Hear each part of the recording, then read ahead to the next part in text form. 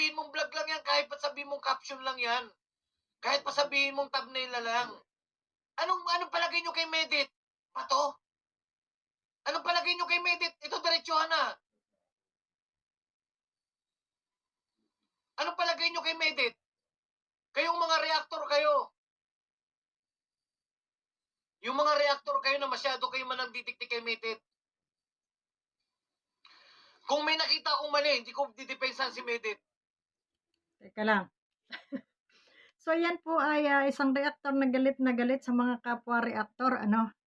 At mga reactor daw na masyado raw dinidikdik itong si Medit at sinasabing gustong mag-charity vlogger. Pero bago ang lahat yan, shoutout muna tayo sa team. Team.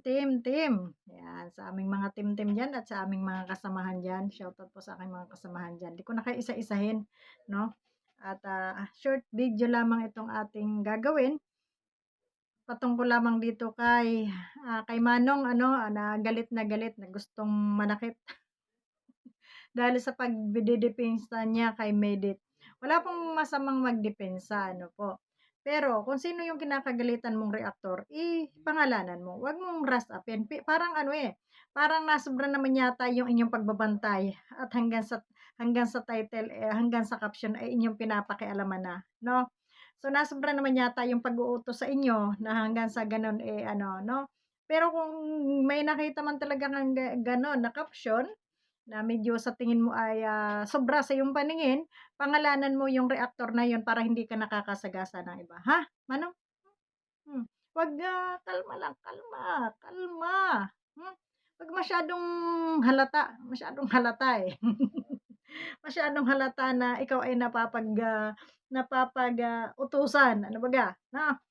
Wag masyado pa halata. Kalma lang. Dahan-dahan lang. Dahan-dahan. Ayan. Puso mo. Dahil wala namang nang-aapi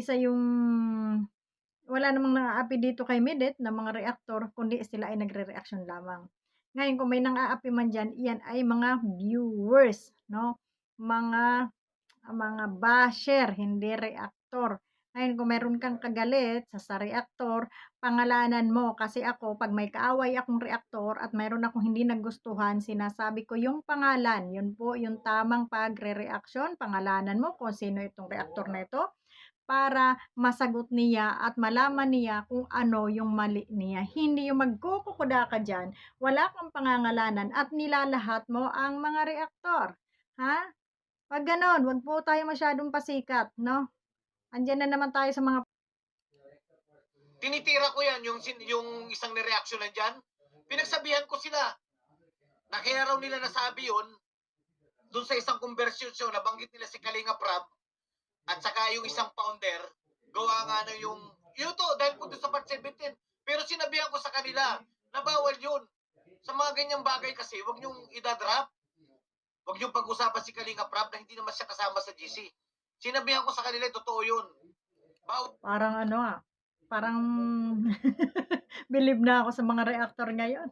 Na bawal. Ano ba ang hindi na ba? Ano na ba ang hindi bawal dito? Baka mamaya pati paghinga namin dito bawal na rin, no? So wag tayo masyadong OA, no? Yung pagdedepensa wag masyadong OA, no? No? At walang nang-aapi dito kay Medit. Walang nang-aapi diyan. At kung sino man yung reactor na yon na nag-thumbnail, pangalanan mo kasi ako pag may kagalit ako sa isang reactor, yung alam kong mali ang ginawa niya, yan ay pinapangalanan ko para hindi na ako nakakadamay ng ibang mga reaktor kagaya ni Sangkay. Halimbawa, pag mali yung kanyang ginawa, pinapangalanan ko kagaya nung kung sino pa niya na gusto kong anuhin, pinapangalanan ko. Bakit hindi ka makabanggit, ha? Ng pangalan kung sino yung nag-thumbnail na yun, kung sino yung nag-caption na yun, kung sino yung nag-reaction na yun, bakit hindi mo mapangalanan? Ha? Pag hindi mo kasi mapangalanan, ibig sabihin dito naghahanap ka talaga ng raras up ka ng mga reactor dito, no? Nilalahat mo yung mga reactor. Bakit? Parang may naamoy ako. Parang may naamoy ako. Wag masyadong pahalata, ha? Manong, wag masyadong pahalata. Wala naman yatang nagsasabi na gawing charity, no? Nagawing charity itong si si Midit. Ang narinig ko dun sa live ni Kuya Bal, "O ano kayo? Ano kayo?" Sabi ni Kuya Bal, "O ano, magiging ambasadora na si Midit sa Naga." Oh, yun ang sabi ni BSM. Oh, eh, di galitan mo si BSM at siya yung nag-aano diyan. Ha? Hindi yung ngawa ka ng ngawa about sa mga reaktor, mga gano'n ganito. Pangalanan mo kung matapang kayo, pangalanan ninyo, isa-isahin niyo kaming pangalanan.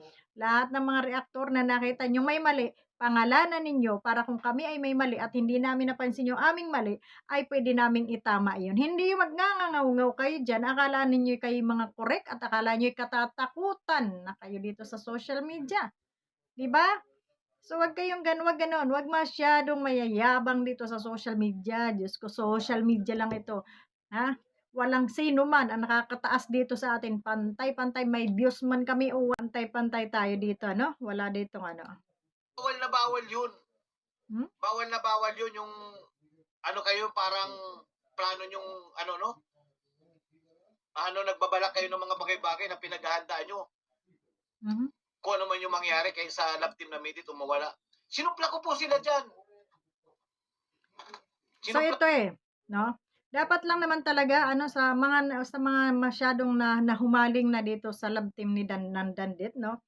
At sa para po sa akin tama po yung ginawa ni Kalingap Rab, ni Kalingap Dan, sorry, na buwagin na yung love team kasi nga ngayon pa nga lang na hindi pa lumalalim, marami ng kumbaga keso may narinig pa ako na keso may hinimatay daw, na yung mga nag-iiyakan dahil nawala na yung love team, no? So, yung mga gano'n, paano pa kung lumawig at lumawig pa yon, 'di ba? So, ang daming baka sa susunod kagaya na nung pinapalabas noon ni Bactidol na may nahimatay, may namatay na kung saan-saang internet na kinuha yung mga namatay kuno, nang dahil kuno dito sa love team ni Edo at saka ni ano, ni Rina ano, yung mga kadramahan sa buhay 'no. So, yun. So, mas maganda na wala pang gano'n ay naputol na at para hindi masyadong OA 'no, masyado ng OA. Gaya nito ni Manong kung makapag-react ay akala mo'y wagas. Kung makapag-react, akala mo, kinakatay na yung midit niya. 'Wag naman gano'n 'no. Mag-reaksyon ka ng normal kung mayroon kang nakikitang mali, ay di inindrop mo at sabihin mo kung yung sino yung nagkamali, hindi yung ngawa ka ng ngawa, hindi mo pinapangalanan, ay sinong tinitira mo dito? Kaming mga reaktor. O anong gusto mo, magtirahan tayo dito? Oh, kasi kung sasabihin ninyong kami ay ganito, ganito, pare-pares lang tayo dito. Pare-parehas lang tayo dito, may mga channel at malaya tayong magkuda. O sige, sabihin na natin, ikaw ay malaya magkuda. Wala namang problema sa pagkuda. Sige, magkuda ka dyan. Pero yung sasabihin mong mga ganito yung mga reaktor, mga ganito yung mga reaktor, at hindi ka nagninindrop, naghahanap ka ng away dito. No? So, bakit takot kang mag-name kung talagang totoo yan sinasabi mo? Kung talagang may totoong thumbnail ka na nakita na hindi ka aya-aya ang caption, bakit hindi mo pangalanan? Ha? At sasabihin mong mga reaktor, mga reaktor, mga reaktor. Hmm? So nilalahat mo kami na wala naman kami nakitang ganung thumbnail dyan. No? Huwag kang gumawa ng kwento. Ngayon, kung ito sinasabi ko, ay sabihin mong lahat ng sinasabi mo diyan ay totoo, bakit hindi ka makapagbigay ng pangalan na kung sino yung reactor na yun na nag-caption at thumbnail ng gano'n. Ba't di mo mapangalanan? Ibig sabihin, wala. Di ba? Wala. So, ibig sabihin, walang gano'n. Walang caption na gano'n, walang thumbnail na gano'n. Dahil kung mayroon, pinangalanan mo sana. Dahil kung dalawa, tatlo man yung nagpangalan, o kagaya dapat sinabi mo, kagaya ni Bobby, o kagaya ni July, o kagaya ni Bupil, yan yung kanilang mga thumbnail. So, yung mga tao, yung ibang reaktor, ay, sila lang pala yun. O, okay na. Okay na yun. Abi, hindi nilalahat mo eh. Mga reaktor. So, ilan yung mga na yun? Isa, dalawa, tatlo, apat, lima, anim. No? Marami. Mga. So, ibig sabihin, nilalahat mo kaming mga reaktor. O sasabihin mo, bakit? Ikaw ba yun? Hindi, pinangalan, may pangalan ako, may pangalan ba? Wala ka ngang pinangalanan. Kaya pwede kaming mag-react dahil baka kami ang isa doon sa tinutukoy mo dahil wala kang pinangalanan. Ngayon, kung matapang ka talaga at may pinaglalaban ka doon sa sinasabi mo na ginagawa, pilit pinupost itong si Midet na maging charity vlogger, pinangalanan mo dapat. Ano, pinangalanan mo dapat kung talagang may bitlog ka, no? Ha? Kung talagang ikaw ay matapang, hindi ka magsabing wag na kayo magdala ng wag kayo mag-name-drop dito. Ay, ibig sabihin kasi kasinungalingan yung sinasabi mo. Kasi wala ka namang specific na tao na tinutukoy dito. Eh, ibig sabihin gumagawa ka ng kwento. 'Di ba? Ngayon kung sabihin mo diyan, ito si Bupil ay, gano'n yung kanyang thumbnail, o at least maitatama ni Bupil yung kanyang mali, kung may mali man. Kung halimbawa si Banat Bagsik ganito ang thumbnail, maitatama ni Banat Bagsik kasi nagpangalan ka, "Ay, oo nga pala mali naman talaga yung aking ano, ay puwede ko itong, sorry naman, puwede ko itong ano, palitan." Pero wala ka namang pinangalanan, ibig sabihin guni-guni mo lang yun, gumagawa ka ng kwento para sumikat ka, para maano ka 'no, para mareaksiyunan ka ano. 'Wag mong masyado tayong pabida-bida dito, 'no? At, wala namang bida dito sa atin 'no. Kung sinasabi mong kami ay naghahanap ng content, ng views, pare-parehas lang tayo dito sa social media dahil kung hindi ka rin naghahanap ng content at na hindi ka rin naghahanap ng viewers at hindi ka naghahanap ng kita dito sa social media, sana ay hindi ka rin nagre-reaction diyan. Sana wala ka ring YouTube dito. Sana wala ka ring channel, no? So, wag masyadong ano, dito ako asar na asar sa mga tao na naghahanap lang ng views yan, kaya yan, ganyan sila, nagpapasikat na yan sila, ganun, ganito. Anak naman ng tinapa, sa tatanda na natin dito, maglulukuhan pa ba naman tayo? Hmm? Kaya ka nga may YouTube, kaya ka nga nagkukukuda diyan, kaya ka nagdidepender kuno diyan, ha? Dahil views din ang hinahanap mo para kumita ka rin. Anong pinagkaiba mo doon sa sinasabi mong mga reaktor, 'di ba? So, sa susunod, kung magre-reaction ka at, meron kang gustong punahin at mali yung ginawa nila, pangalanan ninyo, ha? Huwag kayong puro kuda-kuda lang na wala naman kayong basehan, puro kayo hearsay, kasinungalingan yung ginagawa niyo. Huwag kayong puro guni-guni, 'no? Huwag kayong puro guni-guni si ganito, oh, 'di ba? Wala ko sila dyan. Pero yung nakikita natin ano doon nga lang sa Danjoy, nakikita natin, iilan lang kaming reactor na dumidi pa kay Medit. Halos lahat yan, lutang na lutang yan, na alam nila na talagang puro sila, pabor sila sa Danjoy. Sa totoo. Halos sila lahat, lutang na lutang. Ibig sabihin, may sinabi ka ditong lahat. Lahat ng reactor, lutang at pabor na pabor sa Danjoy. Ha? Paano naman yung kagaya namin na hindi naman kami interesado sa mga love team? Ha? Kami dumidepensa lang 'pag may naaapi, 'pag, halimbawa itong mayroong masyadong nangyuyurak na dito sa mga subject na ito, mga angels na ito, at, medyo, sobra na yung pangbabas, na andiyan naman kami sumasagot. Pero wala kaming inisip na sana si Danjoy ang magkatuluyan, sana si Danjoy ang magkatuluyan. Iyan ba thumbnail namin araw-araw? Yang utak mo, ha?